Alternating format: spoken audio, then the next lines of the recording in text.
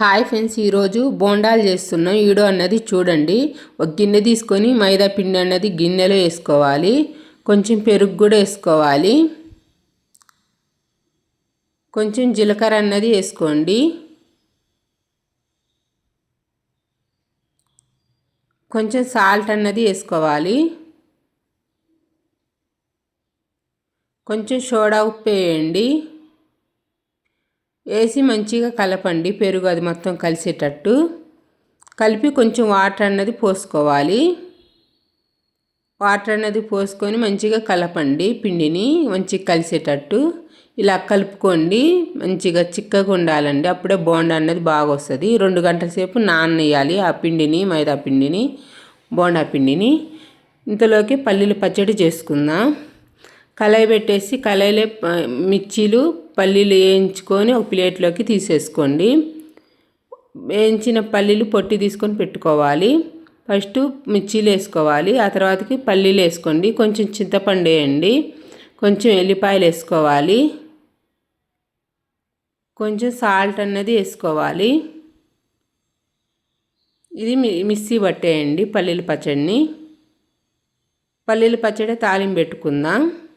ఒక గిన్నె పొయ్యి మీద పెట్టేసి కొంచెం ఆయిల్ వేసేసి తర్వాతకి ఎండుమిర్చి వేయండి.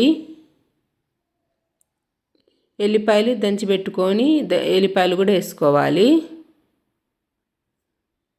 ఎల్లిపాయలు వేసేసి కలపండి. కొంచెం పసుపు వేసుకోండి. కొంచెం జీలకర్ర వేయండి. కొంచెం తాలింపు గింజలు వేసుకోండి. వేసి మంచిగా కలపండి. కొంచెం కరివేపాకు కూడా వేసుకోండి. కరివేపాకు వేసేసి కలపండి. తాలింపు అన్నది వేగిపోయింది. ఇప్పుడు పల్లీల పచ్చడి అన్నది తాలింపులోకి వేసుకోవాలి. పల్లీల పచ్చడి అనేది తాలింపులోకి వేసేసి కొంచెం వాటర్ కలుపుకొని వాటర్ కూడా పోసుకోండి. పల్లీల పచ్చడి అన్నది రెడీ అయిపోయింది. బోండా పిండిని తీసుకొని ఒకసారి కలపండి. కిందికి పైకి మంచిగా 2 సార్లు కలపండి బోండా పిండిని. కళాయి పెట్టేసి కళాయిలో ఆయిల్ వేయడానికి పెట్టండి. కొంచెం బోండా పిండి వేసుకోండి. మొత్తం బోండాలు అనేది వేసుకోవాలి. బోండాలు అనేది కొంచెం వేగిన తర్వాతకి చెంచబెట్టి మళ్ళీ 2 పక్కల కాలేటట్టు బోండాలను తిప్పుకోవాలి. ఒక పక్కకి తిప్పేసుకోండి బోండాలు అన్నది. బోండాలు మొత్తం రెడ్గా కాగానే ఒక చెంచులోకి తీసేసుకోవాలి. ఒక ప్లేట్లో పెట్టండి 2 మినిట్స్. ఆయిల్ మొత్తం కారిపోయిద్ది. అప్పుడు ఒక ప్లేట్లోకి వేసుకోవాలి.